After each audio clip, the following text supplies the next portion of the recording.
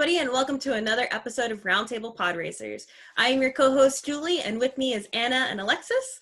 And today we are talking about Chapter 13. The Jedi.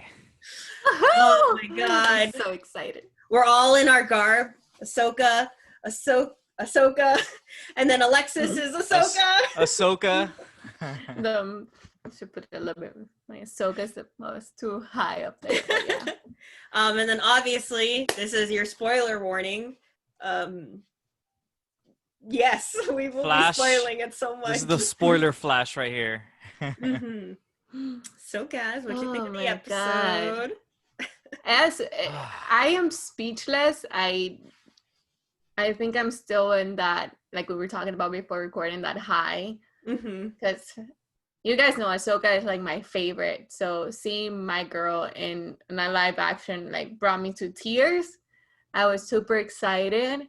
I knew it was going to be different. I knew it wasn't going to be Ashley. And I was nervous. And like I told you guys, like I was nervous to see what this new Ahsoka is because we're so used to the animations. But it exceeded all my expectations. Like Rosario Dawson did an awesome job. We have another Latin American woman in Star Wars. For me, that's amazing. And the fact that she's Ahsoka, like that was for me like, whoa, yes. She studied Ahsoka so well. She really learned her mannerisms. She took her dedication. I hope that she spoke to Ashley and they, collabed. Talked about who Ahsoka was, and the fact that this was also written and directed by Dave Filoni. It was like by far my favorite episode, and for so many reasons besides like just another episode of Mandalorian. So I was super happy. I understood why some things were changing, and obviously we'll talk about it, but overall I was super excited. I was very excited for Rosario Dawson. The moment I saw that she was going to be cast, I was like, oh yeah, this is perfect. And obviously, like I love Ashley. I love what she has done for Ahsoka, that she created, or not created, obviously, that was Dave Filoni, but she brought Ahsoka to life. And I feel like Rosario Dawson is the perfect image for Ahsoka. So I think it was great. It was perfect. Just the fact that you had me at Jedi with this episode. Obviously, all the fans are kind of connecting the dots, and then with the, name drop in chapter, the Eris chapter, we knew that this was coming, but it was still so well done. Everything about this episode was awesome. The obviously you guys were talking about Rosario Dawson as the Ahsoka character, but there was a lot of other good stuff here too. Oh yeah. The cinematography, the kind of world building, the connection to other Star Wars material, definitely is making this my favorite episode. I feel like every episode this season has been my favorite. We say that. Yeah. Which is just, gives credence to how awesome the show is. But I'm very, very excited about what this episode brought us, so much so that I've just been stuck in this episode and for the last couple of days, and just kind of all the dialogue and just all the little connections. I've just been really kind of chewing it over and thinking of how this is going to affect the series and Star Wars as a whole. Because yes, this episode was that big that it's opened up doors that maybe for more seasons of the show and possibly even other shows. But yeah, let's get right into it. Yeah, I would like to say that I was very surprised, because this is the beginning of the episode, that the title sequence didn't happen like immediately. Because I feel like in the last like episodes of the season, it was like the first thing we saw, and then it would go into the episode. So when the show first started, I was like, oh, like where's the title? And then it came on, and I was like, oh, that was kind of an interesting little twist for a second there. Yeah, for sure. I mean, yeah, get right into it. There's the action, and like we see right away, Ahsoka with her beautiful white, oh my God, pure white sabers. which is like one of the first things you see, and it's awesome. I I mean, screamed. yeah. I mean, just her right off the bat, chopping down people with their lightsaber. And I was actually interested to see how they were gonna kind of portray Ahsoka, as far as how far she's like willing to go and what she's willing to do. With live action, you always wonder, is she really gonna chop off heads? Is she gonna chop off limbs? And yeah, I guess Filoni had no qualms with making Ahsoka violent assassin, man. Yeah, it was aggressive. But not Sithy aggressive, and that was important. Yeah, and that's one thing I wanted to say. Like she used her stealth, her force stealth and all that. One of my favorite parts of this sequence is where she's hiding behind the tree and she like kind of goes like that, and like she makes like something else happen somewhere else and as a distraction. And I thought, okay, yeah, Ahsoka would do something like that. And I almost feel like I did see her doing literally that same move in the Clone Wars. So it was just off to an awesome rocking start. And those sabers looked really cool. I can't talk about them enough. It was definitely kind of the sabers that we have, actually. It wasn't, I feel like they didn't rely so much on the CGI with the sabers particularly. I even would go so far as to say is they were NeoPixel blades, which is the latest in lightsaber technology or stunt saber technology right now, FX sabers. So I was definitely digging that part of it. Yeah. I want to ask, her hilts were different than they were in Rebels and Clone Wars, right? No, they were the Rebels. Same. Yeah. Okay. I paused it. I was like, oh my God, they're the Rebels. Yes. Yep. So, exactly they're not the one from Clone Wars, though. No. Okay. Clone Wars is the one that is more bulky, that Right. has like the round look. These ones are like more curved, flat, almost, like right? rectangular curved angle. Yeah. Okay. They're modeled after they're pretty much modeled after Japanese katanas, like samurai katanas. A katana. Right. And the Shoto blade. Yeah, the Shoto as well, but the Shoto she's had since the Clone Wars, but specifically the hilts themselves. They have that curved, but if you see them, they have these little diamonds that are like very katana like as well. And I think even saber makers when they build that particular model, I think they're called katanos actually, which is a play off of her Katana character. Yeah, her name, and then also katanas as well. So yeah, so definitely these are the same hilts that we see from Rebels. Okay. Yeah. Which is amazing. I mean, from the beginning of the show, there's a very samurai. For me, when I started seeing and we saw the first shot, so yeah, she's fighting all these people. Then she gets to the main gate door, and which was also based off another samurai movie, because a lot of people were like, oh, is that like Game of Thrones? And it's like another one, Stone and Quest movie. I love her stance. Like Rosario did awesome portraying Ahsoka, and now we're like, okay, we saw her being more wisdom like at the beginning of Rebels, but then it became a little bit more aggressive towards the end, and like that fighting spirit where the last thing we see is like her and Sabine leaving to go find Ezra. Right. I love seeing Michael Biehn. With like the refurbished, yes, yeah, Lieutenant Lang, with the refurbished stormtrooper armor, and it reminded me of Clone Wars too, like how we see Anakin, and like we see even like in Rebels we see Captain Rex with that refurbished stormtrooper. So I thought that was cool, and her kind of being Ahsoka, like, okay, you need to free these people, and I'm gonna give you one more day. Yeah. That was also reminding me of Avatar and Bosei Sane. Yeah. Boston Say. Yeah. I was like, I can't never say it correctly. But yeah, because like the wall, and then it's like, oh, these people don't know about the war, and then she's living in her bonsai beautiful garden. So we know that Filoni started animations with Avatar, so it gave me that feel, which I was like, I love this. Yeah. But yeah, I think I'm getting ahead, but yeah. And also the drop of like, get her to tell me what I need to know. And it's kind of like, I had a feeling I knew what it was, and I think Anna mentioned that she had a feeling she knew what it was too. Did you, Alexis?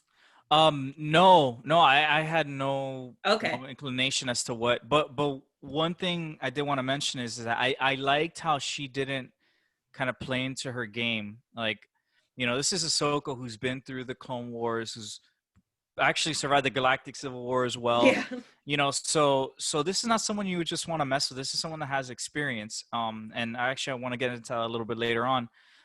But I liked how she didn't play into Morgan Elsbeth's kind of trap, really, how she was saying, one person, do I kill 10? Do I kill 100? And Ahsoka, like, not even a sweat, is just like, you have one day. Like, I'm not playing this game. Like, you are gonna give me what I need to know. And it's just like, all right, okay, here we go. Like, it's just an awesome start. I loved it.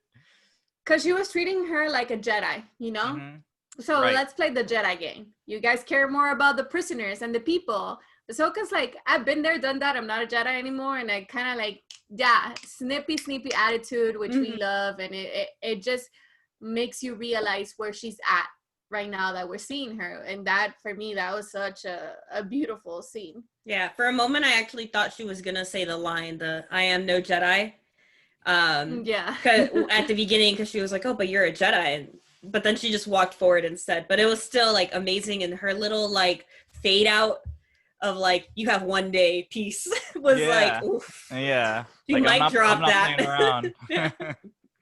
And I'm glad you actually said that, because I'm glad they didn't use the I'm no Jedi, because I feel like there was enough of that in this episode. Like, we got a lot of literal lines that you got from other, Star Wars media. So I'm kind of glad that they didn't do that. Yeah, I kind of liked it because she kind of smirked instead, and I feel like that smirk conveyed it. Like, she was thinking it, but she was like, whatever. Right. So then we have the premise. We have the premise of the episode. Ahsoka giving this person, Morgan Elsbeth, magistrate Elsbeth, second magistrate that we see in the series. But yeah, and it sets up our boys' welcome party. Yeah. And Mando ends up on the planet, and which was really cool. By the way, I kind of almost got like a Jurassic Park feel, with him landing and then like seeing the big creatures, whatever they were. They were like giraffes. Yeah, it was like a giraffe, like with a tadpole head or something. I don't know what the hell that was, but that was cool. And this was just a kind of the start of all the awesome shots that we got in this episode. I really liked the cinematography in this episode. I like these wide shots, and like kind of low lighting, which was really cool. So we get that good shot of Mando pretty much arriving on the planet, and then him with Baby Yoda tagging along, him taking away the little ball. Screw top thing, little ball. He's like, no, I told you no. More Daddy Mando. So he gets to the planet. Yeah, this it reminded me, and I'll talk about it later. Like, there's a specific moment when it reminds me of Dagobah, actually, and not in like a mystical sense, but like the actual layout. I kept thinking of like Dagobah or even Kashyyyk and Endor, but like burned down, and how like this is probably how those planets would look in that situation. And the giant creatures, actually, when I first saw them, I thought it was an AT-AT. And so that reminded me of like Endor even more. Mike asked me if the planet was in the game in Fallen Order, and Kashyyyk is in Fallen Order, so that made me think of that. So I agree. The shots were amazing, and just like the dark, low lighting gave off like forest planet, but destroyed. And so it was like somber almost. Yeah, it was like a ominous vibes and ambience, and like I Mhm. thought the same. I thought Jurassic Park when I saw the creatures, and even like their roar, their sound reminded me of like Yeah. dinosaurs, which was really cool. And the whole time, like that music was just like, whoa, this is like creepy but cool. And then it reminded me of like Rebels, when we go visit new planets that are destroyed and they have those pikes or whatever they are, when planets taken over by the Empire or whoever it is now. And the music, it was just beautiful. Mm-hmm. Yeah, there was a cool twist on the Mandalorian theme. Kind of actually literally at maybe the tail end of the episode. So I just am amazed with how many like twists you can have on the same theme music. Yeah. I feel like literally every episode has been an interesting but like not too far-fetched, uh version. So yeah, I liked it. I liked it. But Yeah, Mm-hmm. even when we hear Ahsoka's themes music, like mixed in there, when she's there standing like she stood in the end of Rebels with her cape and flying over, like that was just like, whoa, I can't believe they tied into, we were in this creepy music and then you hear Ahsoka's tune, and the transition was spectacular. It was perfect. yeah. Yeah. Yeah, definitely heard her theme a couple times. When she's doing that like power stance, like a couple times, like you can hear her, you can hear it. Um, Yeah. so Mandalorian arrives on the planet. He goes to the nearest wherever civilization is. So he makes it to the gate that we saw Ahsoka in Mm-hmm. front of, and Lang questions him. Who are you? State your business, and Mandalorian. I I feel like what he was saying is like just like vague enough that it wasn't Yeah. lying. I'm looking for Sure. layovers, so which is pretty much what he's looking for. And the whole like, are you a part of the guild? And he's like, last I heard, I was. And Last you're I just checked, like, it's like, like a fib. It's like a little white lie. mm-hmm. Yeah, like sure, whatever you want me to say. Yeah, like, yeah, sure, Yeah, okay. because he was in the guild, but then I feel like he was booted out. Because he kind of broke the rules and stuff. Mm-hmm. So, yeah, I don't. He's not in the guild no longer. Yeah, and funny enough, Alexis, we keep talking about Alien in these episodes, and Lang was in Alien. Mm-hmm. Yeah, I recognize him from. Aliens. Yeah, I recognize. I'm like this guy, and Terminator. I feel And like it. Terminator. Yeah, I got the same. I had the same kind of recognition of like the captain in the Eris episode. It's like I know this guy from somewhere, and it's like yeah, he's been in a whole bunch of other stuff. So Yeah. they're just doing what I like. Keeping famous people in like minor characters. So yeah, I was like, and he fit the role too. He kind of looks like a gritty, and Mando's like, oh, he reads ex-military. And that it was just awesome. I liked his character. It was, awesome, evil guy. Mm-hmm. Which we'll get into as this goes on a little bit. So yeah, he allows him into the city, and I saw him when Mando's walking through. He's like talking to the guard. He's like, yeah, keep an eye on this guy. Like he's gonna be trouble. Mm-hmm. So it, then moves on to him going into the town trying to look for information on Ahsoka. And right away you get the impression it's like, oh yeah, this is not a prosperous town, Mm-mm. beat down, and then we see this first townsman who ends up being an important person eventually. Yeah. But he says, don't talk to me, you're gonna get us in trouble.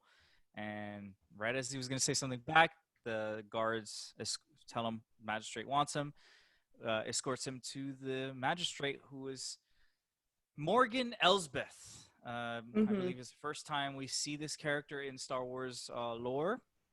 And what did you guys think about her? She was amazing.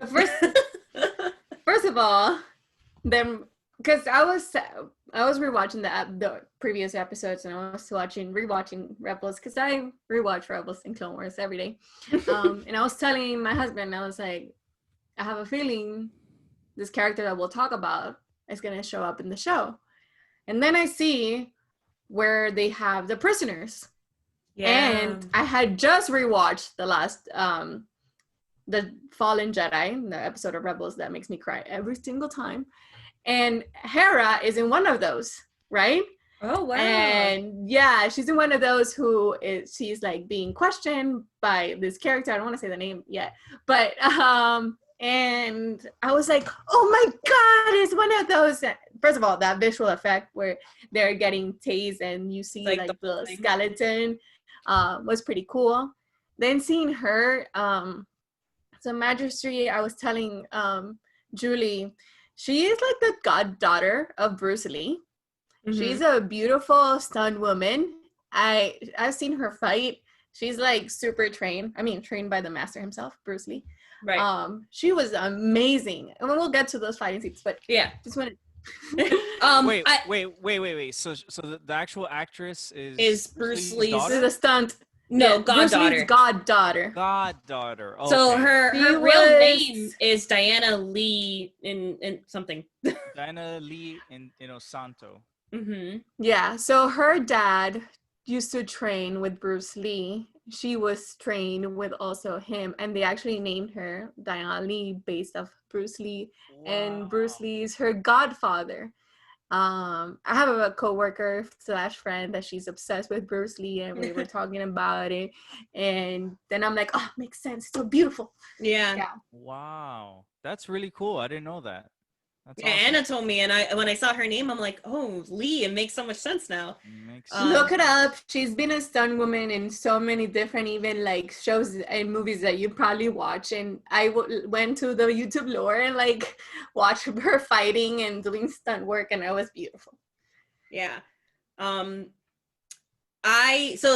immediately thought she was, one of those characters that I was gonna kind of like love to hate to love. One of those. And like, cause she was just so freaking cool, but also she had that whole like snooty, like all for herself. Like, I don't even know how to explain it. Cause like her appearance and her setting said one thing while her personality said another. And I thought that was really cool. But the whole, like, when the Mando opened the doors and it was just the bonsai garden and everything was green and lush, and on the outside it was like dead and gray, I was like, oh, no. She no good. She knows no good. Boss Sensei. I kept thinking about it, and I was rewatching Avatar too because I love Avatar. Her normal motion. And it was like it gave me that vibe, and she looks so poised and so elegant, but at the same time, so like I can kill you in your sleep kind of mood. Right.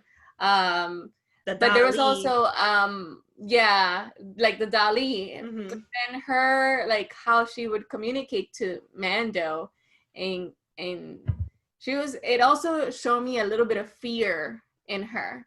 Oh yeah, a little tiny, I mean, who wouldn't be afraid of Ahsoka? Yeah, but I love the exchange. So she's talking to Mando and saying like, okay, you're a bounty hunter, I need you to go kill Ahsoka. And he was like, okay, cool. I love that he wasn't like, no, I'm actually looking for her. Right. I love that. I was like, okay, cool. And she was giving him the Beskar spear. And when he put it when he was testing it out, I was like, damn, that was a cool powerful. Sound effect. Yeah, that was a cool sound effect. I loved it. It reminded me, and I don't know if it's the same, but it reminded me of Captain Phasma's spear also. I was like, I wonder if it's also like Beskar, but yeah. So with Phasma, all of her armor was made from the Emperor's personal yacht. I don't know why, but that idea is so hilarious. Yeah, it is kind of. It was a little bit weird, but it actually made sense in the Phasma book. Yeah. But anyways, that's a different thing. But I don't think Phasma's spear is made from Beskar. I think it's made from the same material because it also has that kind of chrome look as well. Mm-hmm. Is it mentioned in the Phasma book? Because I read it, but I don't remember the spear at all. I do remember the armor and all that.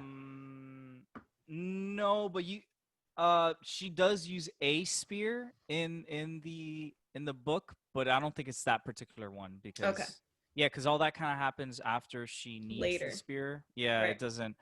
But anyway, going back to this character, yeah, so that spear was awesome, and like that sound effect that he did was really cool. But yeah, I also got I couldn't really nail it down, pin it down exactly what it was. But Anna, I'm glad you mentioned it because this whole like setting right here is definitely the inner circle from Ba Sing Se is what like it was like e- so much so that it's like a a queen who has pretty much the same like outfit Mm-hmm. as Morgan Elsbeth, so and like her kind of feeding like the koi and stuff like that, like uh or whatever she was doing near the water, but that whole setting is literally just like the inner circle of Ba Sing Se. So I'm glad you mentioned it because I was like, man, this looks very familiar. Where do I know this from? Why is it And seem so familiar? now And that then the Alexis fact is that saying it, it's Filoni also did the art direction as well. So mhm. like, it's all coming for a full circle, really.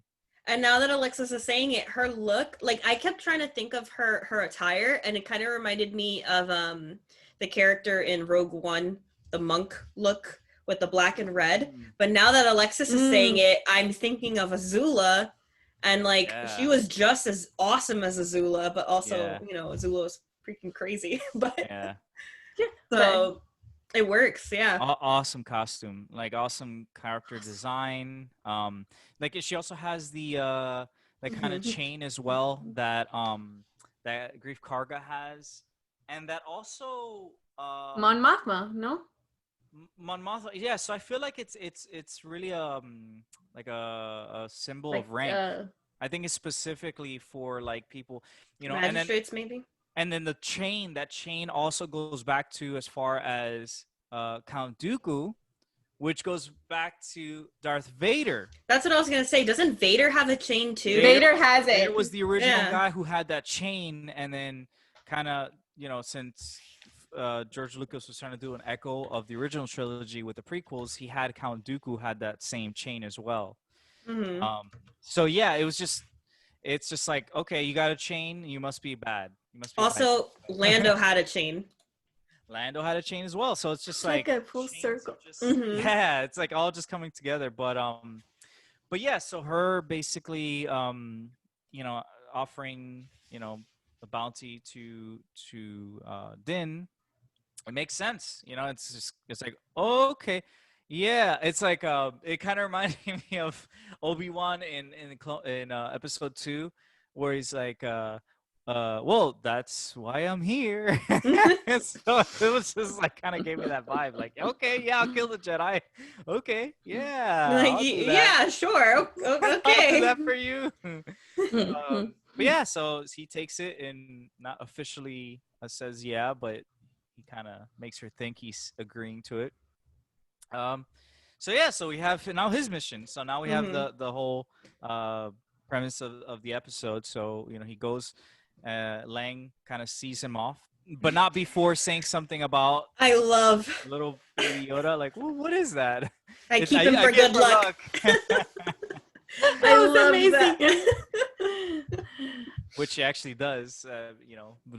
Baby Yoda has been very lucky Mm-hmm. with Mando. So yeah, it's just it's kind of cool how there's a lot of body acting. I feel like there was a lot of like nonverbal acting in this episode, and this was like one of the Stances. yeah, Yeah. just stance and like them walking up to the gate, like him not saying anything.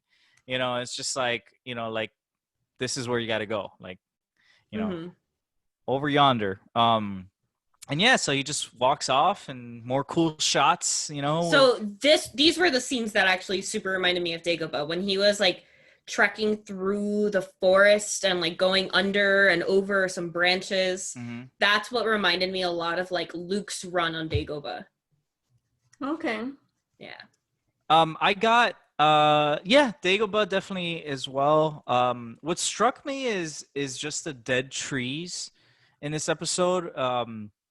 Which may tie in with what the character has done to this Morgan Elsbeth character has done to the planet. Because I got a literal and a metaphorical scorched earth policy with this with what's going on here.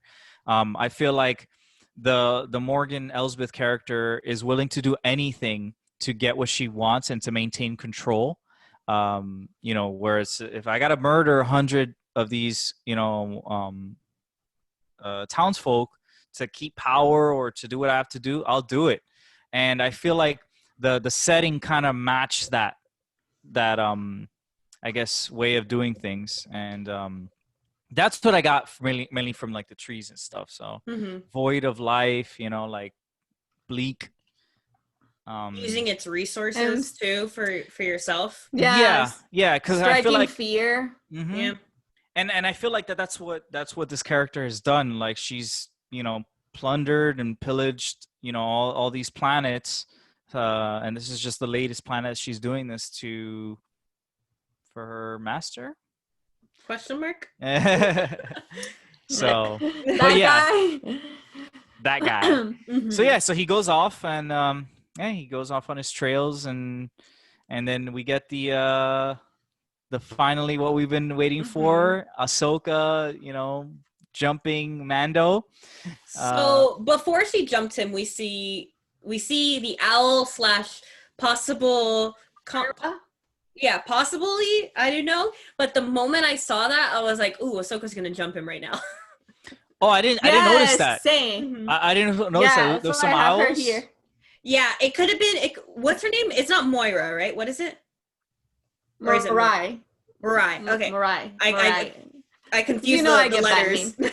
But it could have been her. I think it's her, but it didn't it didn't look like her colors, and it didn't have her tail, which was what Anna and I were talking about. But considering she follows Ahsoka everywhere, and we see like her from the back, like she was looking forward from the Mandalorian. So it probably is her. Yeah. So I totally didn't see that. I was talking to well, I kind of saw it, but then I was like, oh, it's my imagination. And then I rewatched it, and I was like, holy, it is. And I was like, okay, let's take a second. Because I was talking to to Julie about it. Wow, it works so much. And I was like, okay, maybe it's an older version. We don't know how this species ages, and maybe with like the ambiance that was going around, maybe it looks like a different color. I did not see the tail, which was what I was looking for, to see if it was actually the daughter. But I thought it was really interesting because obviously it is kind of like a convoy owl kind of species. So it's like a bird owl. So I didn't know what can it look like in live action. But I thought that was a really nice touch. Even if it's not exactly the same one, I feel like it is, because she's always Ahsoka, with Ahsoka. Yeah. And like the setting was so brown in that moment, and so was the bird, that I'm like, maybe it was just the setting like muting the green of her normal pattern. So I don't know. Yeah. And then we see Ahsoka jump right after it. Like literally it pans from the bird to like the road that he's taking again, and immediately after that Ahsoka comes. So yeah, I feel like it has to be. I'd say it's connected. I feel like it's Mirai. Yeah. I feel like it's connected. Yeah, me too. It's just trying to put her in your live action might be a little bit difficult. Right. But yeah. So yeah, first time we see lightsaber hitting Beskar. Yeah.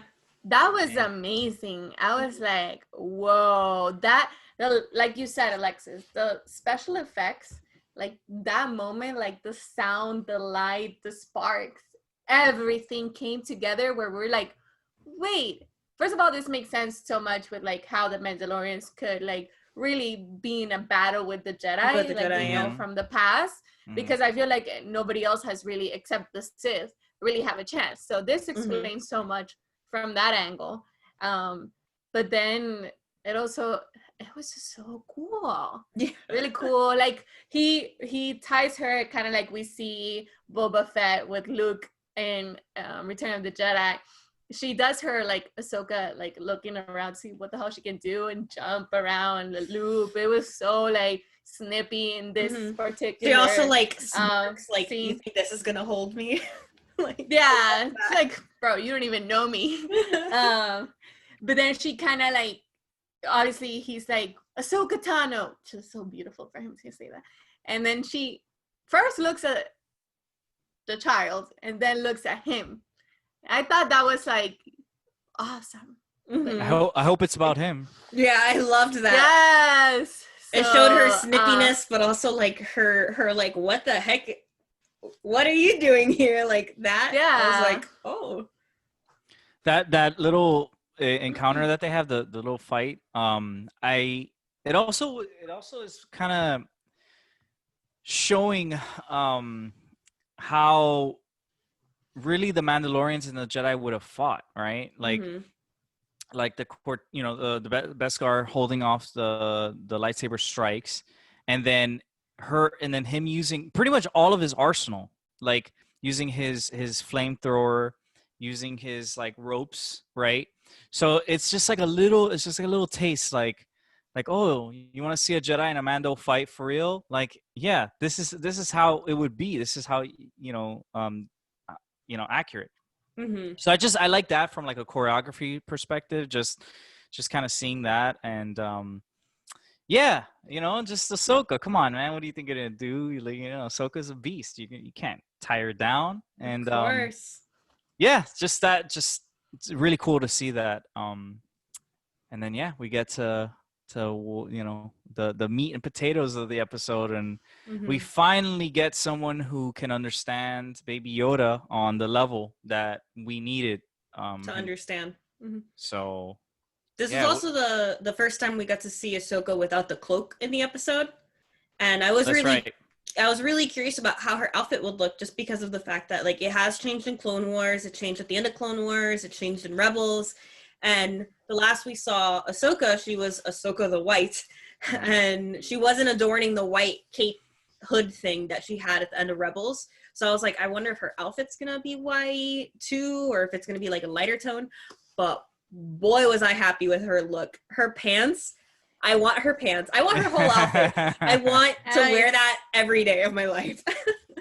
Yeah, so they kept some of the elements from Clone Wars and from Rebels, like her belt, her crown too, her armor in her crown, her armor in her arms. They kept some of those elements, and then I love that they reinvented her outfit to be able to fight. Yes. We obviously talked about the difference between animation and live action, and we love doing choreography with lightsabers, so we know that it's not easy to be, especially us girls, Julie, be fighting with skirts and like certain things like that. So I was very happy. Or her backless I don't want to say shirt. because I've oh my god, everything, she looks so beautiful. But and this is why I also understood the Leku.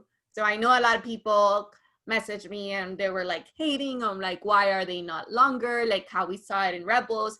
As a person that has worn a headpiece long enough, I must say it is the most uncomfortable thing. You cannot really move. So I understood immediately after rewatching the episode, and even in that first watch and the fight scenes, that it's being comfortable. You can't move around with those long things and on top of you.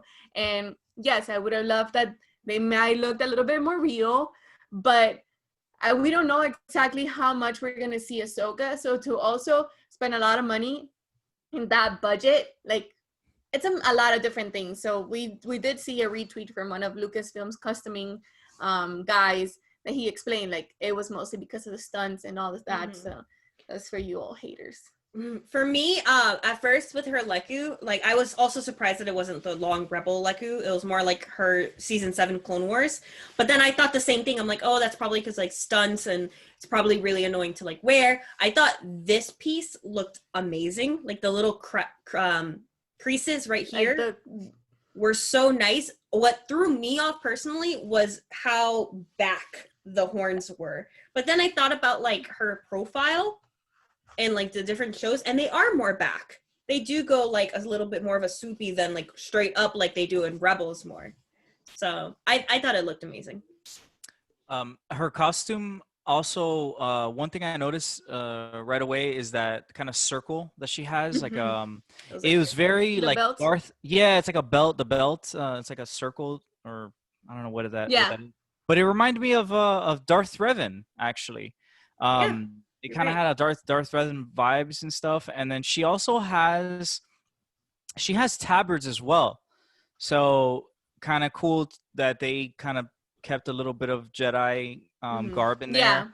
Like the things. I liked her hand wraps. That that's Ahsoka with the bare shoulders, and the pants as well. That's one thing I was noticing as well. I was like, I like these ninja pants. I gotta get me some ninja pants. Heck So yeah. it's really cool. Which ties into what you guys are saying about the choreography. Obviously, you got to have that kind of freedom of movement because Ahsoka's very versatile and doing all this crazy flips and stuff. So I'm all for it. The costume design was on point this episode. It was really cool. Yeah. The Leku, I also noticed, like, I'm like, something's off about her Leku. Eventually I realized that the Leku head tails were short, but I also couldn't stop looking at them because I'm like, damn, they kind of do look fake. Like, I wish they would have looked a little bit better. But it kind of could be what you're saying, Anna, that maybe they just are not going to invest if she's only going to be a one episode character. So I get that part. But Rosario just played the character so well that none of that kind of mattered, really. It wasn't too much of a hang up. I mean, it's just for nitpicky Star Wars fans like us that kind of know all the ins and outs and stuff. But I loved it. I was like, oh, I'm liking all this you guys are throwing at me with her. So it was really cool. Same. Yeah, and I want to know if they're also lighter blue because of her age, because we know that Leku's kind of changed with the person and the creatures and the species, I want to say. Well, we even know what so they were a little bit lighter blue. With her race, I'm totally blanking on the name right now. But yes, that Shakti is that. And like they do discuss, like at least on the Wikipedia, that they get more red the older they are, and their Leku get more like blue lines the older they are as well. And they get more markings the older they get. More markings, yeah. I've seen that, and like I've seen like the little difference of markings in Ahsoka through Clone Wars. So I was like, that might be also with the age and whatever. So yeah. One of my favorite aspects of her entire appearance was her eyes, actually. Every time her lightsabers ignited, there was this like shine that it made me feel like I was looking at the animated Ahsoka. I don't know what it was. I don't know how they did it, but I was like, Rosario Dawson's eyes aren't green naturally. And the fact that they're making them green even when the lightsaber is shining is incredible. So that really got me. Color contacts have come a long way. And to have like those amazing details that we know that the episode was written and directed by Dave Filoni, so he wasn't gonna let us down with all of those small remarks. So that's kind of what I thought of too. I was like, well, you know what, her Leku might not be perfect, but this is what Filoni said yes to, so I'm gonna go with it. Exactly. So then we see Ahsoka in her sitting down. Even her sitting down was like Ahsoka, like connecting with Grogu. So we finally have a name for Baby Yoda / the child, Grogu. I loved it. Me too. I thought it was cute. I thought it was like very to the species. It fit him. I love and I love that silent interaction. It goes back to like Japanese samurai movies and everything, but just like Mando kind of like walking back and forth, which reminded me of work when I have parents looking at me doing therapy. Yeah, it was like he was worried about his baby. He was a concerned father, but she was there and she was being very patient and she was like connecting with him through the Force, listening to him. Yeah, and kind of like taking his time, like, I'll be ready when you're ready. And there was no verbals in here, but we understood all of that. That's how amazing it was. And then, he lets go of that fear and like opens up to her, even with his arms, and she's able to like then go sit down with Mando and Grogu. Yeah. And then we get a little bit of a backstory, and how when Ahsoka says, I've only known one other person of his race, and the music for Yoda started, that's when I cried in the episode. I literally was like, the music, and I got teary-eyed, and I was like, no, and then the backstory. I have so many questions now. I squealed when another mention of Coruscant and I knew you were gonna say Jedi that. Temple, the Jedi Temple. I cannot believe that Baby Yoda, Grogu, has come from the Jedi Temple on Coruscant. It's like he, the center of the Jedi universe, and he was there when Ahsoka was there, and he when was Anakin there was when Ahsoka was there, which now And it is makes like, sense. yeah. and now just like now I'm thinking, okay, Yoda's gotta be involved with this kid somehow. Like, there's now no way that he's been pretty much hidden in the Jedi Temple pretty much from when Anakin got there back in all the way in the Phantom Menace, which was 32 BBY. So,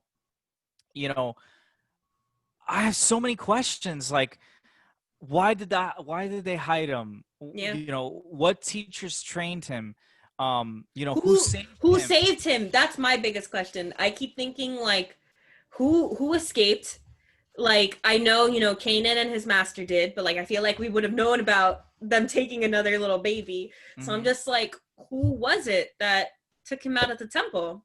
I'm so glad that they finally said that he actually had some training, because all throughout the seasons so far, you see that he has some type of like reflexive, like, and not just like, oh, he's strong with the Force. Like, no, he has been trained, like, specifically, and I brought this up in the episode that we were talking about it, chapter 5, the Tatooine episode, the part where that Toro guy, he's holding Baby Yoda, Grogu now, right? Maybe we should start using his name. He's holding Grogu, and Mando shoots him, and he falls with Grogu, but Grogu ends up kind of like doing this like spin, and like he gets out of the way, and like he lands or something like that. Like, I think he lands off screen, but when he does that, I'm like, no, this is like some training. Like, he's learned this from someone before, and it's just like little things like that throughout the season. It's like, it does make sense that he was trained. Like they've been showing us. It's the difference between him being trained and disciplined and knowing how to use the Force and in specific moments compared to someone that is not trained like Rey and more impulsive. Like, you see the difference clearly, right? Yeah. With Rey, and it's like an accident. And she's more impulsive. Like, she'll fight, like, if you're fighting with like a weapon or something that is not really the Force, like you're not taking your time to actually use your power. Right. So that explains so much. And it's like, okay, now we know.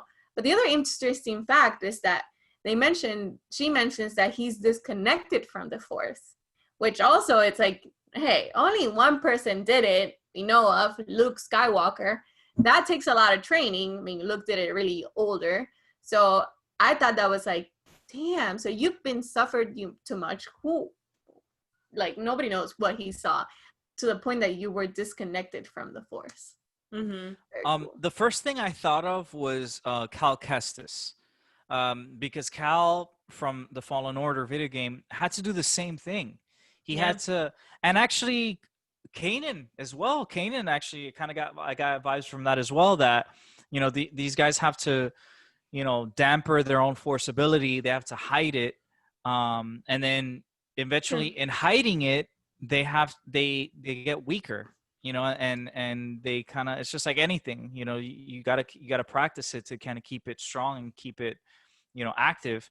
So I really like that, and that he saw a lot of darkness, and it could, that I feel like it was multi-layered, like the darkness of the Jedi being wiped out, and then also the darkness of like just not being able to see, like not being able to remember. So it was interesting that her choice of words when describing what he's gone through. Do you think he was like put in the egg and kind of like it's locked from the outside, so he couldn't open it that whole time? Yeah, because it's just like a real kid, right? If you don't lock them up, they're gonna be going off. They're gonna be wandering off. So yeah, I mean, so then it just brings the question, like, okay, who saved him? How did he end up with the Nikto gang? What happened to that Jedi who saved him? I feel like the Jedi who saved him probably put him in the egg, and then he was locked in there because the Jedi probably died, is what I'm gonna guess. Yeah, I don't think that's the case, only because the Nikto gang was so well prepared. Like I don't think it was just an accident, like, that they found him or something. Like I think, yeah, I think whoever this Nikto gang is connected to, they must have killed the Jedi. Mm-hmm. I mean, there's just so much. There's just so much to speculate on. Like there could have been so many different things. I also have been hearing and been seeing people speculate that maybe it was Obi-Wan Kenobi who saved him from the temple, which might open up a possibility of seeing something like that in the Kenobi series. Like there's so many possibilities. Yeah, I mean, it had to have been a Jedi, right? Because they got it from the temple, so we can infer But that. that's it what must I have was been a thinking. Jedi. Could it? Did they say it was a Jedi though? I think Ahsoka said a Jedi took him out. Another Jedi. I don't think she said another. She said someone took him and hid him. So it infers that it was a Jedi because, again, who had access to the Jedi temple? Like, it was either the Jedi or the clones that were attacking. Like, so it must have been like a Jocasta Nu character, or maybe a youngling. And was he taken out like at the same before Anakin went on his youngling rampage, or was it like before or after? The way she says it, the way Ahsoka recounts it, is that it makes it seem like it was during Operation Nightfall. Yeah, like Order 66. Yeah. So. And it was probably like he was like very special. It makes it seem like because I mean, Ahsoka never met him, and obviously there's so many Jedi in the temple, but I wonder if there's something like super special. So it's very cool that Ahsoka is able to connect with him and kind of give us his backstory. We finally have a backstory on the child, the Grogu, which I don't know if I'm gonna actually use his name. Just like kind of how some people still call Din the Mandalorian or Mando. I still call him the Mando. Like I never say Din. Which is a cool name, by the way. Actually, I kind of like that name, but I just can't seem to use it, and I don't think I'm gonna say Grogu. Because you get we're so used to it. Like, it's a cute nickname, I mean, I don't mind the name, but yeah, it's like Baby Yoda. I like that he also has a hard time saying Grogu. Like he keeps calling him kid, but it's like, I mean, yeah. But I love the first time that he calls him Grogu, and he's like, like a little puppy. Like, yes. Yeah, I love that.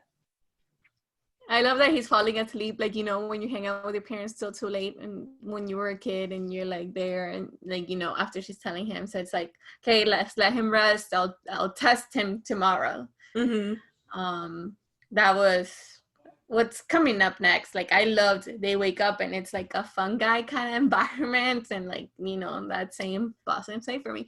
But I gotta ask you guys. What do you think is going on with Grogu?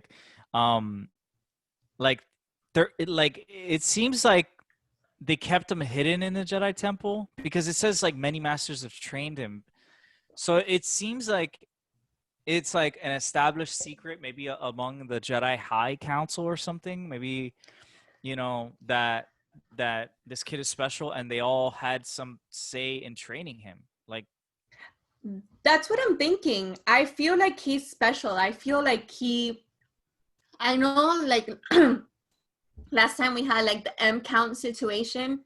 Like, I feel he's one of those probably younglings that really had a really high count of midichlorians, and they tested like his power, and they were like, okay, no, this is not a normal youngling, we need to take good care of him. And probably with Yoda's species, there's not a lot of them. It's only we've seen Yoda and Yaddle, which was trending on Twitter last night, which is hilarious.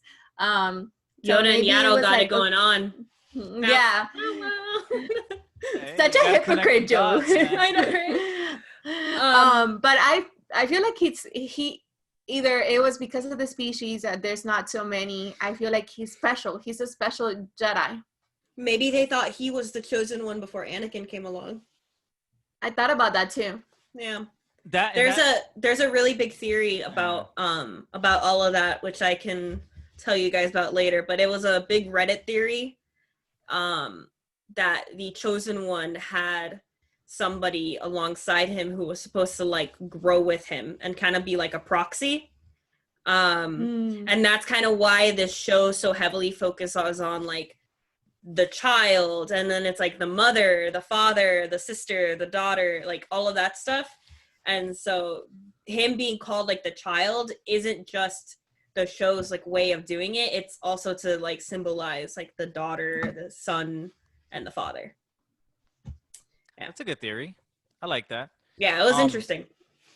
I just think that Yoda has some play in this. I mean, I want that. You just can't. I mean, now with this, like, with the fact that now he's from Coruscant and he was literally trained at the Jedi Temple, I think Yoda and Yaddle, I mean, there's definitely now some evidence to point to that. I mean, you know, Yoda and Yaddle were both on the High Council at the pretty much, I think, the year, you know, Anakin came in. So that means that the child must have been there already, you know, and it's like, why is he special? I think not only is he special because he has a high midichlorian count, but because I think he's connected to Yoda, you know, and I say that, but I don't like it because, you know, it kind of does contradict all of Yoda's teachings, you know, like Yoda is the Jedi, and if he's getting it on with Yaddle and has a child that he's literally housing in the Jedi Temple, that makes him the biggest hypocrite of all time.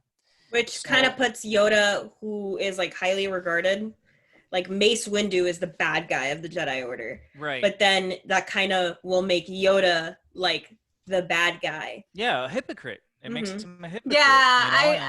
I don't think that it's Yoda's child. Maybe like his nephew or something, or Yaddle's like godson. Who knows? But yeah, because I feel like they wouldn't do that to Yoda's character. I mean, they did it with Mace Windu, and it fit perfectly, even doing it in Clone Wars. But I just feel like Yoda was Yoda. Yoda was the saint, you know? Yeah. I just don't see it happening. It kind of reminds me of like how in Harry Potter, the Harry Potter series, like Dumbledore is just like the great sage, like he's the Obi-Wan of the series. But then in like the last book, it's revealed that like, oh, he knew the entire time. And he actually was kind of a scummy guy because he was like letting this all happen and like blah, blah, blah. Like he was being a hypocrite. It would be like the same thing, but post Yoda's death and like post us seeing Yoda. So it's kind of, it'd be definitely kind of a funky choice, but I wouldn't put it past them. Yeah, for sure. Yeah, I mean, you just, all the breadcrumbs are there, you know, so I mean, it is what it is. But I really like that he's from Coruscant. I really like that we got that mention. And yeah, that makes him and Ahsoka kind of compatriots, colleagues, if you will, in a way. You know, they trained around the same time at the temple, and they were Jedi. So yeah, it's really interesting. Totally. So then we get to the training. I'll train him in the morning, is what she says. And yeah, you were actually mentioning this, Anna. You were saying how it's like fun, like a fun part, something. Yeah, I loved it because first of all, when he kept the little ball from the ship, I'm like, this is gonna show up somewhere. Yeah. And then, well, you guys know what I do for a living. I'm a behavioral therapist, so it's like, oh, this is all ABA. You know, she's training him, and he's not like. And she's being super delicate. Which is very typical. Yeah, even though she's very delicate, it's patient. He's a child. He doesn't know you. I don't know you. I've been scared. Things have happened. Like, yes, we connected, but I'm still like putting that fence. I feel like it's wise from her because we do it all the time. Like I sometimes tell the moms we'll do something with the kid and her doing it instead of me. So I thought that was amazing. And then, you know, he's there like a proud dad, like, go do it. Or like, come on, child, you can do it. And then he uses, like, he was like, okay, I'm going to use the most reinforcing thing. Like I tell all the parents, use the most reinforcing when you want to train a new behavior. But he did it and he was like, oh, really? So fast. And that was like look how powerful he is. It's also showing us what he had. And then I love that she uses the phrase we hear Yoda with Anakin. I sense much fear in you. And I was like, Yep. oh, so cool. And the pull was like, it reminded me so much of like a Sith force pull, like for like when they pull you to choke you, like you do it all the time in like the Star Wars video games, but it reminded me of that. And I was like, I see where Ahsoka is going aggressive. with this. She didn't ever say it outright, but I know she senses the dark side in him. I mean, she kind of says it. She kind of refers to it when she mentions her favorite Jedi. Yeah. Mm-hmm. Yeah, I love that because she was like, oh, you know, I can't train him. I've seen what this fear and anger can cause. So one of the best Jedis out there. You're like, oh. I know. It's like, so that her was acting really cool. in that her acting in that moment was awesome. It was like she really she really brought forward like the emotions, and it's like right away I knew she was talking about Anakin more of how she was saying it than what she was saying. Like it was like, yeah, she's talking about Anakin, and she's you see, and all this is just this is all Jedi 101, right? Like, you know, fear leads to anger, anger leads to hate, you know, hate leads to suffering. So, you know, it's almost like it was almost like full circle, right? It's like Yoda was doing this to Anakin, and now Anakin's Padawan is doing this to someone of Yoda's species. So it kind of feels like it was like an echo, like of that. And payback. Yeah, payback. But you know, as much as I don't want it, I mean, she's right.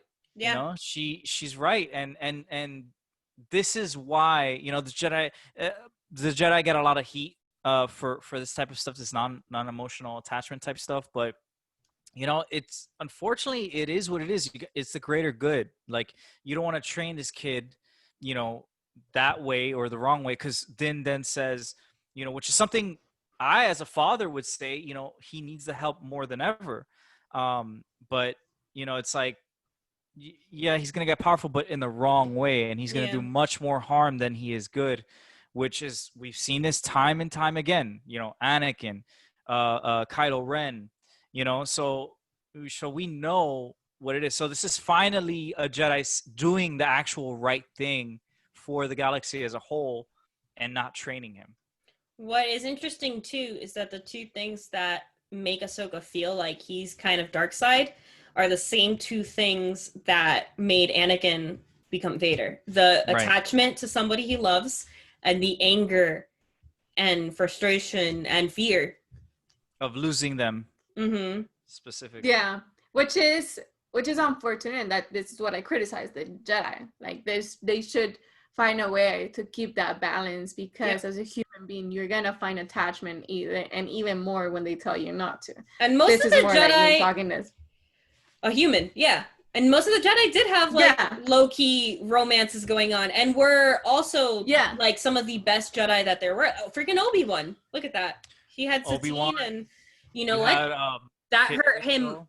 The fact that he didn't go with Satine kind of made him almost turn to the dark side too.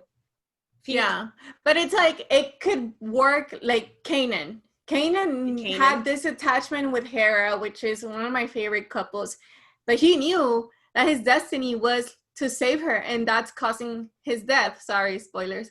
But like, that's what it is. Like, I want Jedis to be like, okay, guys, take that out of your head, train them with attachment, because we are humans after all. But that's another, like, I could talk about this forever. I mean, one example also is like Luke and Mara Jade in the EU. I know in the Darth Vader comics, there's the Zabraki Jedi who goes and has a wife and kid. Eeth Koth. Eeth Koth, right? Yeah, Koth. He has a little baby. So it's just like, I agree with Anna. Like, the whole thing that was wrong with the Jedi Order was that they were too strict on their rules, and they didn't attachment policies. They didn't account for like human feelings and human error, I think. Yeah. And it was really cool to see Ahsoka in this kind of role as like a wizened, wizened Force user or Jedi, whatever you want to call her. It was really cool to see that, like seeing a character that we've kind of grown up with, really, and to see her just her be the master, her be the one that knows what's going on. It was really satisfying, and yeah, Rosario Dawson just nailed it so perfectly. Just like her, like you could just tell, like there's a lot that she knows, like not with what she's saying and just how she's saying it again. I'm just getting goosebumps because it's just so good, crazy. I was gonna say that because despite of how much like I hate those rules from the Jedi, and I understood why Ahsoka left the Jedi Council and all her journey, it made sense that she will react like that. It was like her understanding what she's gone through in life and not wanting it to happen to someone else. So and not taking a position where she's like, you know what, I'll do better. No, because she knows, like she's already at a point in her life, like it's no, like I'm not gonna do this. I've seen where it's caused. I'm not gonna be the person that is gonna think that I can change it. I have bigger missions, and I've seen a new understanding of the world, which is kind of like the ending of Rebels, kind of what we saw and what we called Ahsoka the Wise and everything. So for me, that was just like nailed it.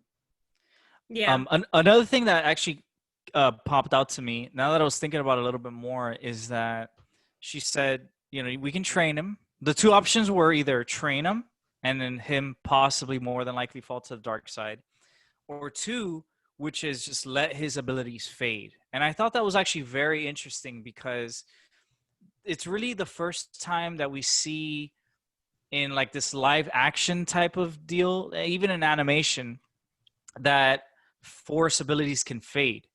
And it was just very interesting because, again, we've never seen that before. So it's like, this is opening the mythos more, and us learning about the Force more as a whole, that yes, you can be strong with the Force, but if you don't practice it, you can lose it. If you don't use it, you lose it, right? Yeah.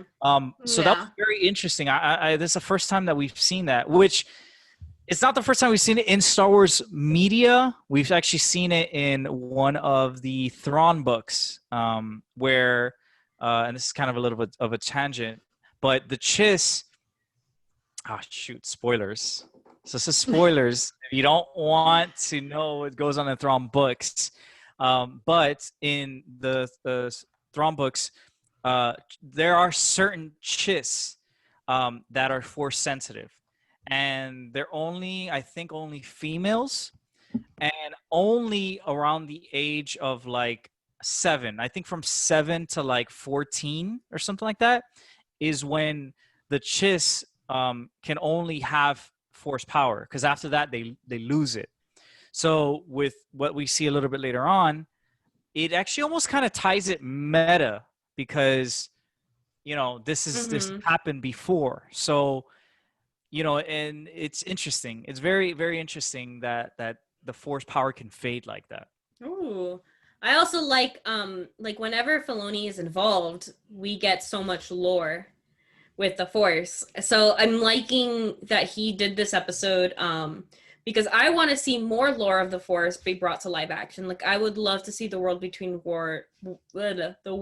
world between worlds to be in like a live action thing, and like kind of show the people who only watch live action Star Wars that there is so much more to the Force than pushing rocks, which even though we get that in this episode too, but like I called it. I was like, Gian, she's gonna throw him a rock. Watch. Yeah. But that was also it's the basic one, it's fine. But okay, moving on. So Ahsoka tells Mando to help her out liberating the town. As if it's just another job like he's been doing. Yeah. Like, side quest. Okay. Yeah. So he's there telling, which I think Alexis, you were mentioning, he goes like on a breakdown. Okay, so I saw this and this and that, and that. This shows you also like the military background of Mando. And the blasters that we see. Which I don't know if you guys caught, but that was another KOTOR or Knights of the Old Republic reference. The HK-87 droid, HK-47, from KOTOR. So it's Yes. really cool. And HK, by the way, stands for Hunter Killer. Ooh. So Hunter Killer droids. It's awesome. We see that. Yes. And what I loved is that, correct me if I'm wrong, Alexis, because I'm trying to remember. I have to go back to the episode. Aren't those, and we're getting ahead, but aren't those the same killer droids that this guy used in Rebels when he's training Thrawn? Because I'm going to say it. So I feel like he was using also HKs. I have to go back because now I remember the scene. I remember the scene that you're talking about. He's like hand-to-hand combat with these droids. I don't know, but they are like, they're kind of like that Magna Guard. Yeah, you know, they're HK. Killers. Yeah, I have to look at it. If that is true, that's awesome. That it would be. And that's when I was like, again, another thing. And it would make sense that she has them too. So, you know. Yes. Oh yeah, exactly. That's why I was like, it all connects, guys. Yeah. I'm like going crazy.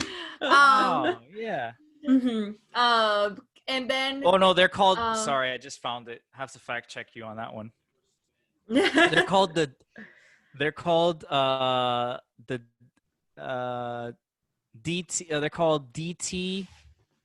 Oh. They're called DT droids, which actually they're dark droids. They're related to the Dark Trooper. Dark Trooper. Okay, so I have so many things, but I'll go after because I'm like in a whole thing.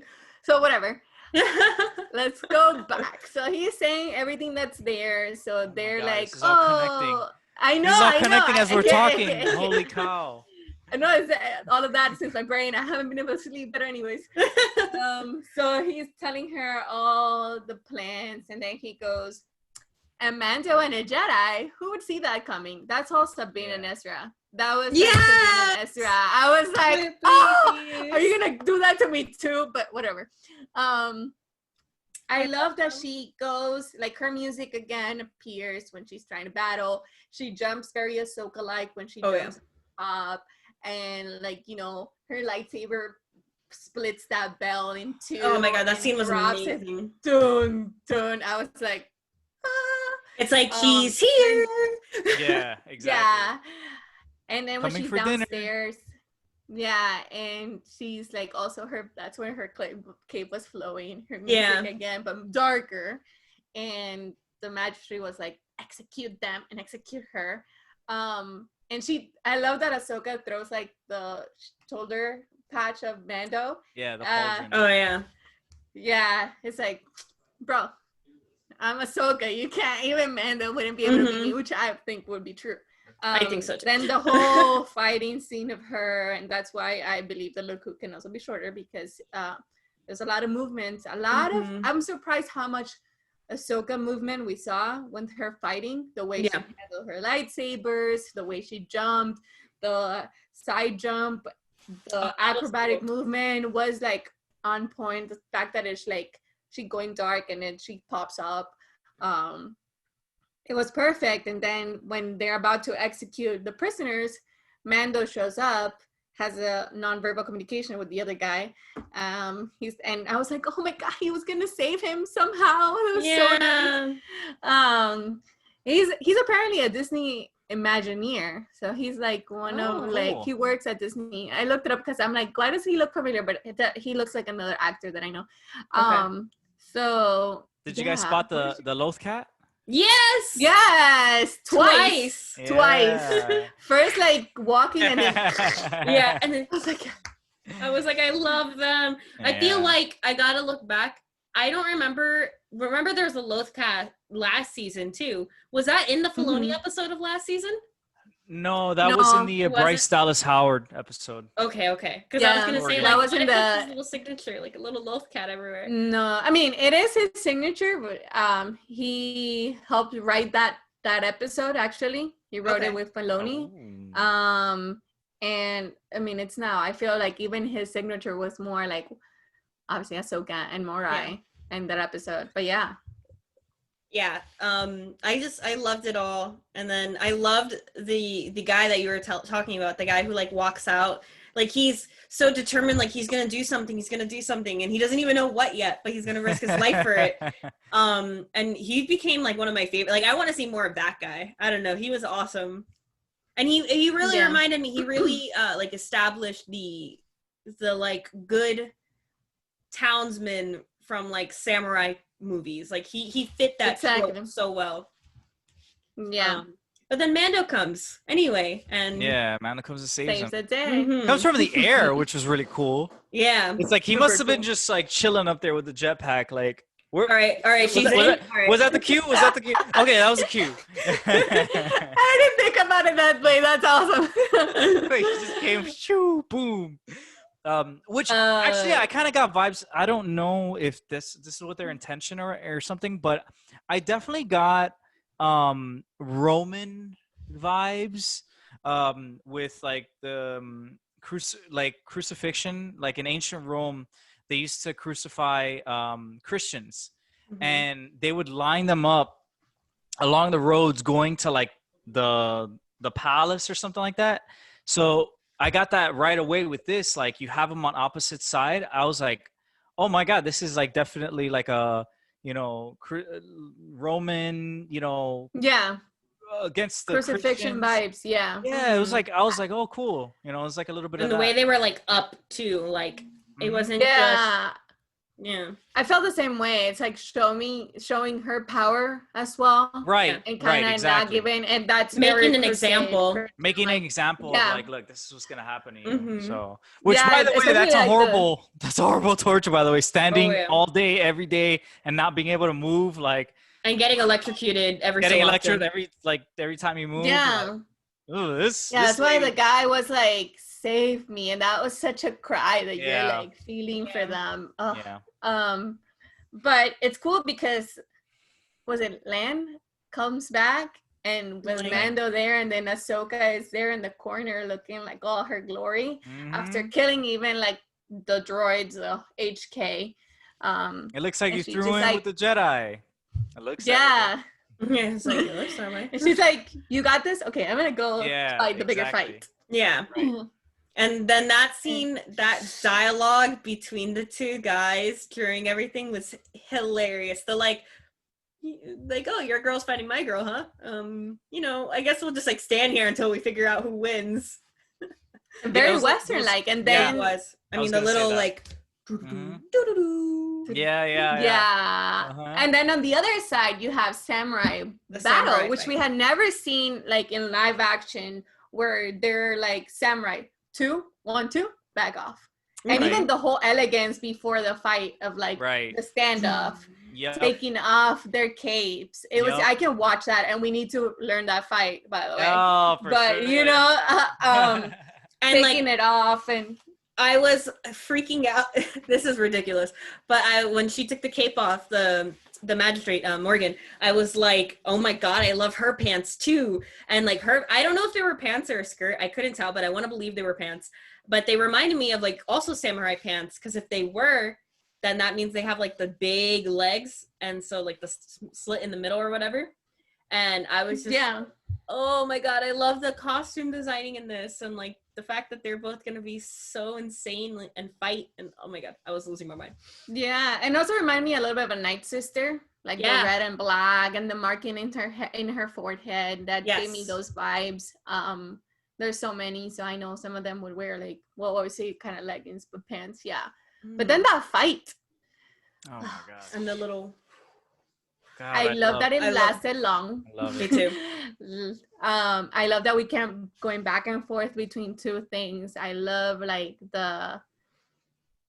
mean, we know that the woman is a stunt, the magistrate, she's a stunt woman, which was pretty cool. Goddaughter Bruce Lee, I mean, that was insane. We saw her work. Yeah. I was a little upset when Ahsoka first started fighting and had both of her sabers like face up, I guess you could say. I was like, why isn't she doing her normal Shoto thing? Like, what's going on? But then that made like the later half of the fight even cooler. Yeah. So I was like, oh my God, that was such a smart thing to do, because now I'm screaming. Yeah, we had to see it like in slow-mo action. Like she loses one saber, so immediately goes to her what's her name? Reverse grip. Shoto. Yeah. Shoto. Yeah, the Shoto. And which I like that part. saber. I want to say that I feel like in that part she kind of tapped into her dark side a little bit. With her, because a reverse grip is kind of traditionally not traditional. Well, that's the Ahsoka. She's been doing that since Clone Wars. Right. But reverse grip and other kind of stuff is normally been attributed to like it's more of an aggressive kind of stance. Mm-hmm. You know, so Jedi are not typically reverse grip users. But when she flipped to reverse grip, she kind of her changed. Like she had a facial change. Like she went more like aggressive. She even went like like. Yeah, she was tapping it. She definitely was using some dark side on, and I think that's what allowed her to win. Really, just kind of her being more aggressive. And then going through like in that last stance, and then telling her, "Tell me what I need to know. Where's your master? Where's Grand Admiral Thrawn?" And I was just like, and I called it. I was like, I knew it. Yeah, I'm like, I freaking knew it. That was just like mind-blowing. I was expecting it the entire episode because, I mean, we talked about it last time that I wanted Sabine there because I know that the last time we saw these two, they're looking for Ezra and Thrawn. So I thought the question she was going to ask was like, do you know where they are? Which it was technically, but so I was just like, oh my God. Yes. Because now I'm hoping that I still get to see Sabine at some point. Yeah, and then I was like, oh my God, they're throwing so many elements of what we've seen in Thrawn, in Rebels, and obviously you know more about Thrawn, Alexis, but only what I saw in the Rebels, and it was showing in the show, and I was like, oh my goodness. So then my head started wondering to theory.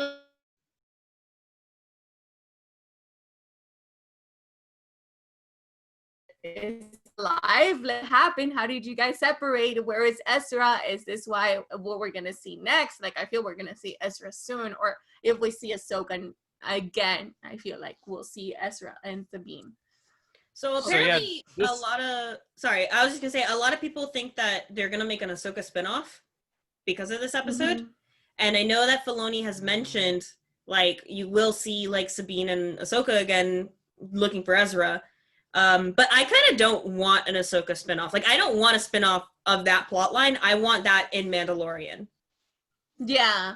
And also, it's rumored that he's doing a Rebels sequel. So I also thought, okay, this one might be like give you a little bit, and then I'm going to finish it in Rebels sequel if it happens. Okay. I like that too. This name drop has opened up a whole can of worms because now there's more questions than there are answers. So as you guys mentioned, the last time we've seen Thrawn is with Ezra. Ezra had him captured, if you will, and we don't know where they were. So it's interesting that he's even mentioned here because so that means he did survive. That infers and suggests that he returned to the Empire after Endor, and just maybe resumed position of where he was as a Grand Admiral, and then this Morgan person was probably an Imperial that worked with him, and I don't know, is she still working with him? Is he still alive? Like all this kind of Moff Gideon stuff, I think is gonna tie to Thrawn. I have a feeling that it is going to be tied because as we kind of was already connecting, the Dark Troopers, like he's had Dark Troopers in his possession already. So is he asking Moff Gideon to create more, so that he can revive the Empire, which is what his original story is in Legends. All of his original stuff was post Endor. So this is actually kind of returning to the roots of the Thrawn character, So then, obviously, then begs the question: what happened to Ezra? Because I feel like she's looking for Thrawn because of Ezra. Yeah, that's what I thought. Which is weird that there's no Sabine reference. Like I feel like the next time we see Ahsoka, I feel like Sabine has to be with her. Mhm.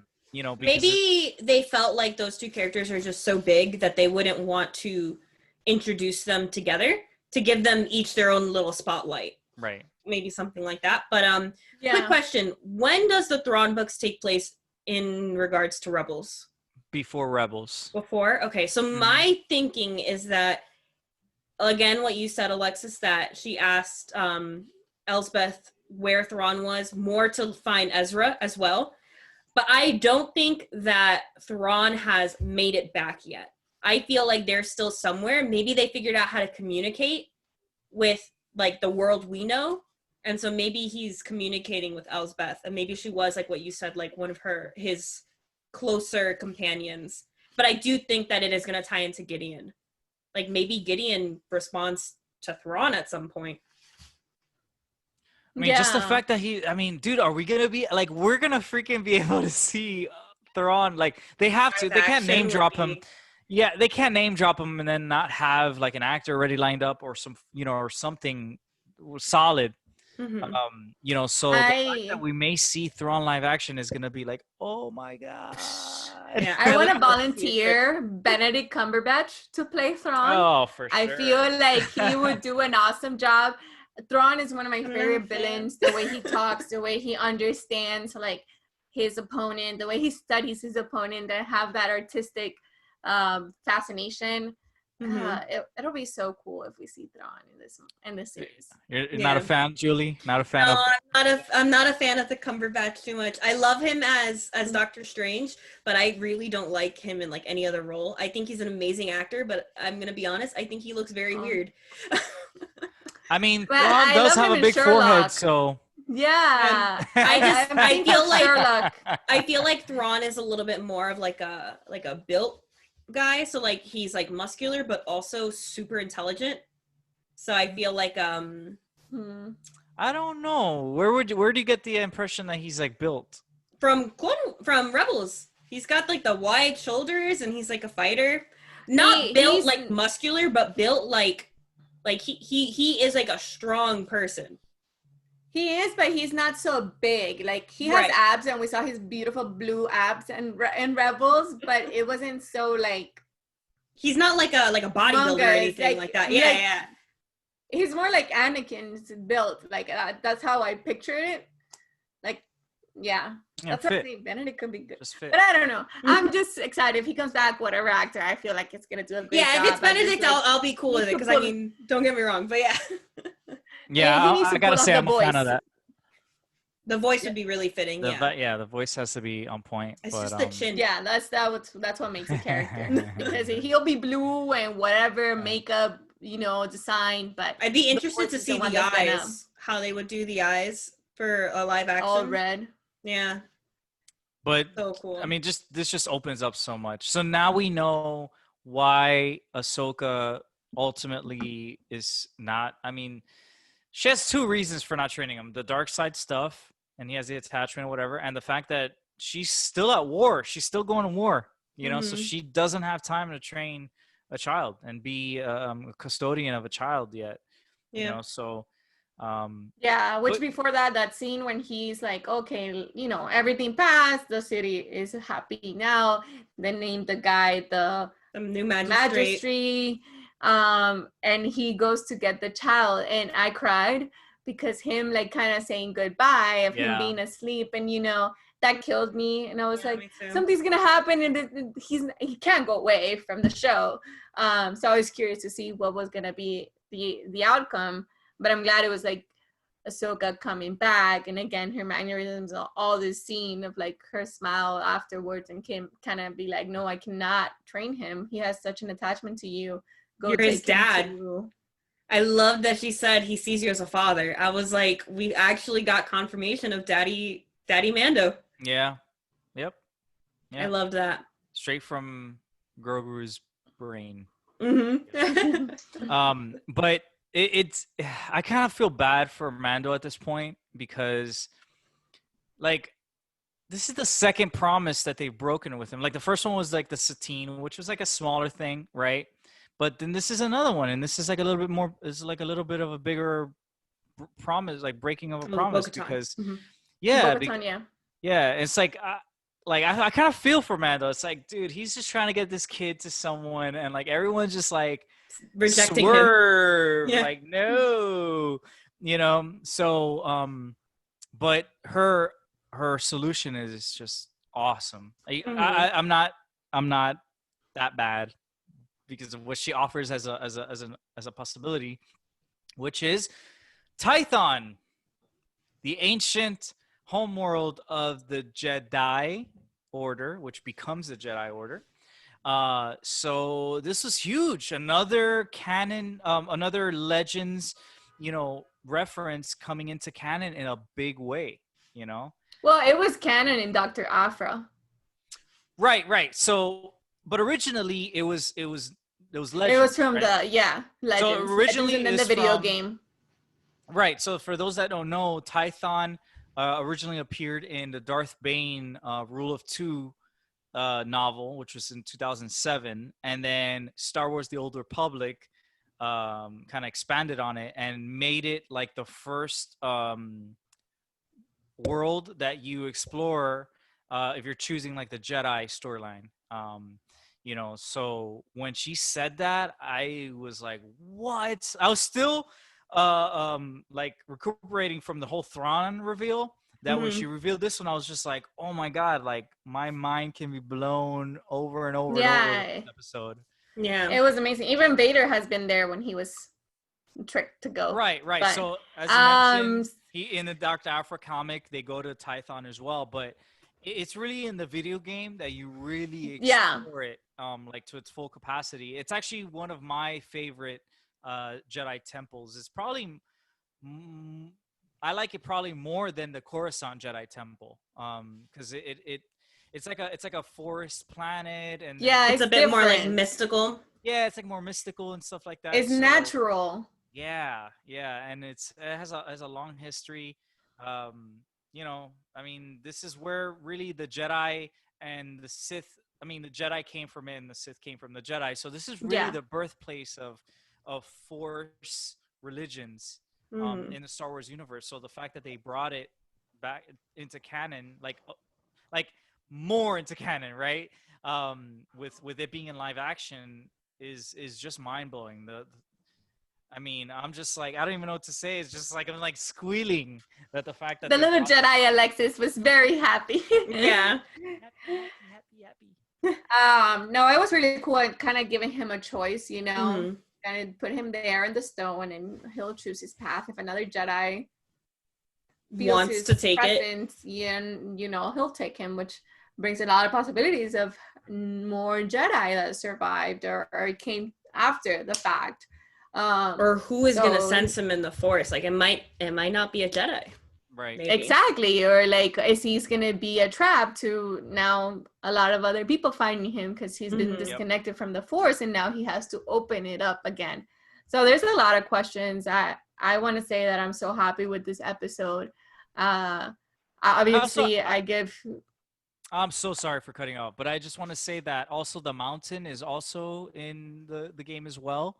You can Okay. actually visit the part where what she's referring to as like the seeing stone or like the top of the mountain or whatever. You actually get to see that in that game. So Ooh. if you guys are like interested in that type of stuff and like exploring a lot of these worlds, Star Wars: The Old Republic, it's an awesome MMORPG game. It's actually free to play now, so I definitely recommend it for people that maybe want to explore Tython for themselves. That's the one where you can make your own like Sith character or your own character, right? Yeah. Yeah. The you can. Well, you could do that in KOTOR too, can't you? I don't think Tython is in KOTOR. I don't think it's in KOTOR. I think it's specifically in SWTOR or Star Wars: The Old Republic. Yeah. But I meant you can make your own character in KOTOR also. Oh yeah. Okay. But the character is Revan, Yeah. But Yeah. you can. Okay. So no, I was gonna say I'm extremely happy. This was obviously one of my favorite episodes. I love Ahsoka. Ahsoka's been my girl since day one. Mhm. I know there's a lot of different opinions out there, and everybody's entitled to their own opinion, and we loved it. That does not mean that we don't value what Ashley has done in the community. I wanted to bring this up because I'm a huge fan of Ashley in and out of Ahsoka. Yeah. So, you know, I saw what she posted today. I recommend everybody to read it. I was waiting for a post from her because, you know, not like she needs validation, but at the same time, it's her character. She's the pioneer of Ahsoka.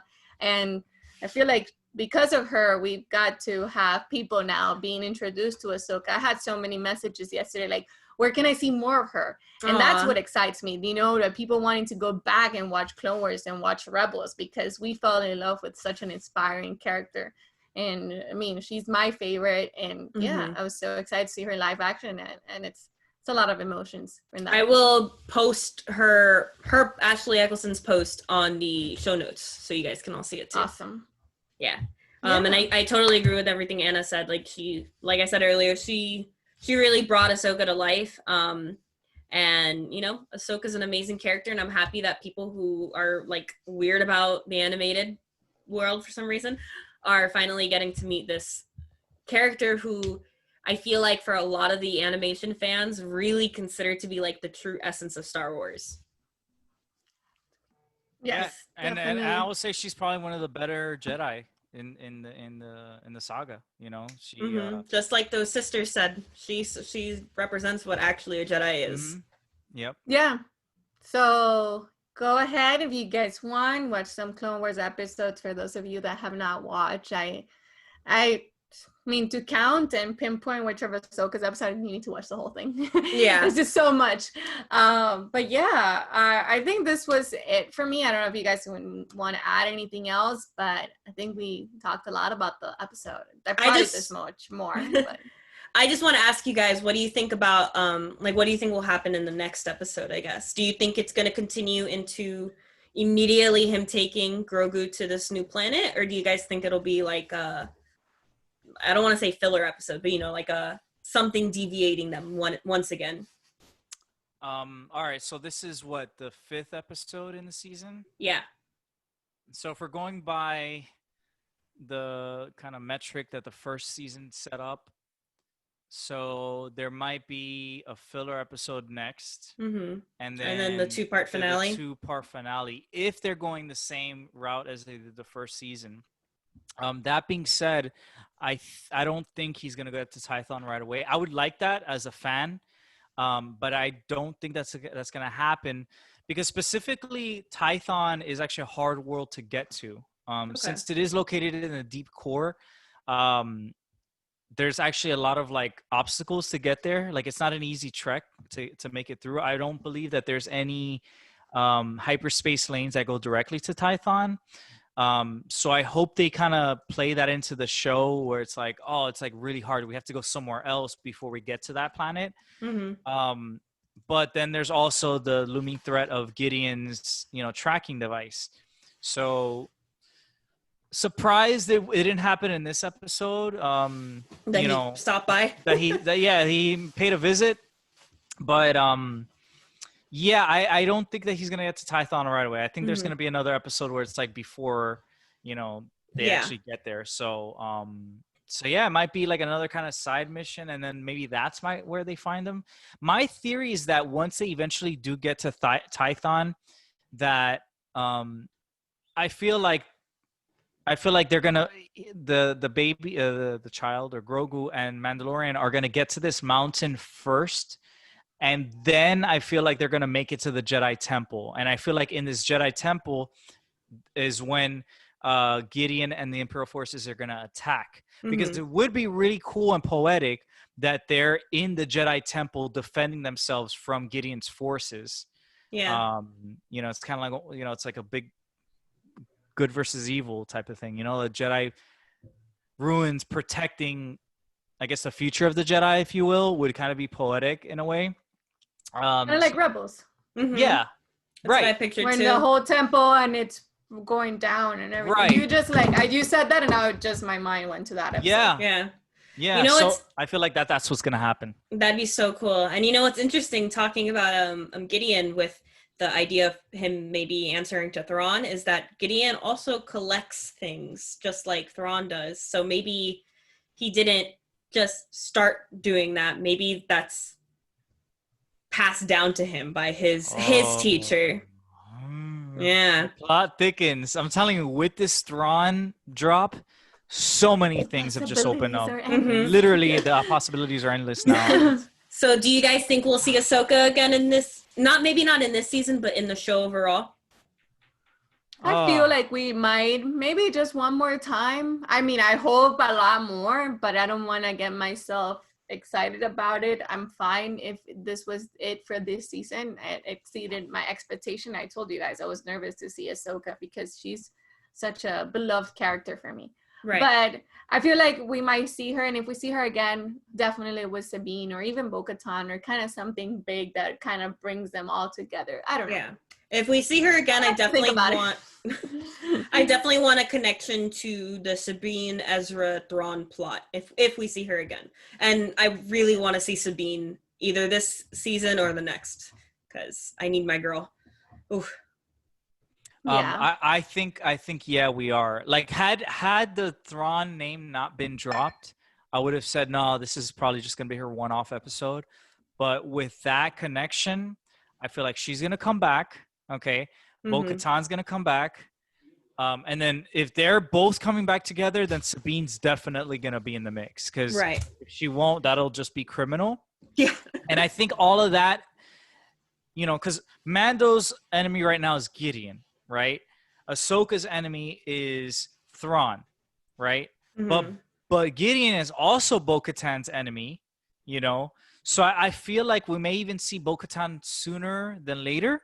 Okay. I feel like she could come back at the end, maybe. She's gonna come back, and I think all that's gonna connect. I think all this is gonna come full circle with Ahsoka, Sabine, and Bo-Katan and Mando. Same. Because Sabine's enemy is both of them. Yeah. Because Sabine's enemy is both Thrawn because of Ezra stuff, but also Gideon because the Darksaber and the crushing of Mandalore. Right. Yeah. Right. So I think all this, like, Grogu finding the Force, like, finding Grogu's groove, if you will, is gonna connect in so much that it's just gonna keep Mando in play. Like, maybe Ezra will be his teacher. I thought about that, but I don't think so. Ezra became such a master in that sense. Yeah. I didn't think so either. I don't think so. But Ezra has the knowledge of growing up as a Jedi with attachments to family. So he will be the best person to help. It'll all depend where he's at in his journey. Right. That is right. So I think there's one of two things there. So she has two options. He has two options, right? Like Ahsoka said, he can accept his teaching, or he can decide to continue on through the Force. If that's the possibility, then it has to be Luke then at this point, because he's the only other Jedi that would be searching for other Jedi or searching for more Force users at that time. If Grogu doesn't choose the Force, then he's sticking with Mando. He's gonna lose his Force ability, right? Which ties into what I've been saying kind of in the before, that I think Grogu is gonna save the Mandalorian in like a big type of way. Maybe use the last of his Force energy after deciding not to cut himself off. He's going to probably use the last of his Force energy to save the Mandalorian in this big battle that we've been talking about that may happen. So that's what I think is going to happen there. But the Luke thing is just not as plausible. I don't think we're going to, I personally don't want to see Luke. I'm down for a name drop, but I feel like, what are they going to do? Make Mark Hamill 20 years younger? Like, right. I don't know. Like, even if he's like already older Luke, like I don't think it would fit the timeline. I feel like a lot of fans would also be really pissed because like the Skywalker saga's over and like we know his ending, and it would just complicate things. Yeah. Unnecessarily. Yeah. Yeah. Get focused on the Skywalkers again, which nobody really wants right now. Yeah, leave the Skywalker saga as it is. Let's focus on other stuff. On the new, right? Yeah. So I think Grogu's gonna stay with the Mando. I think he's gonna decide to like say, no, I'm okay with the Force. Like, I Mhm. want to stay with my dad. You know, he's my dad. And then, yeah. I love Yeah, that. then we'll see. Maybe his powers really don't fade out as much as we think. So we never know. But yeah, this was such a good episode, guys. And So good. there's so much, and I probably think we can talk for one more hour. I know. But yeah, I'm so excited for the next episode. And if you guys can, please follow us and subscribe to our YouTube channel and find us on Facebook at Roundtable Podracers. Yes. Like it. Tell us what you thought. Nothing negative, please. Let's keep it positive. But yeah, where can we find you guys? You guys can find me at Infinity Jewels on Instagram and twitch.tv/Infinity Jewels. I stream like twice a week. And then at Infinity Jewels _ on Twitter. And it's Jewels like JULES. You guys can find me at LEX_Adamus. That's Lex_Adamus on Instagram. You can find me on Twitter at LEX287. I'm also on Facebook as well if you want to connect with me personally, Alexis Adamus. Let's talk some Star Wars. Mm-hmm. Yeah, and you Anna? guys can find me at Instagram at LeGeekyLife with 2 eyes. Got some Filoni tattoos yesterday. I'm super excited about. Show them off, girls. Show them off the tats. Love and Rex. Seemed like a perfect day to get another Filoni tattoo. But yeah, thank you guys for watching or listening, and see you next time. Yes, may the Force be with you. May the Force. This is the way.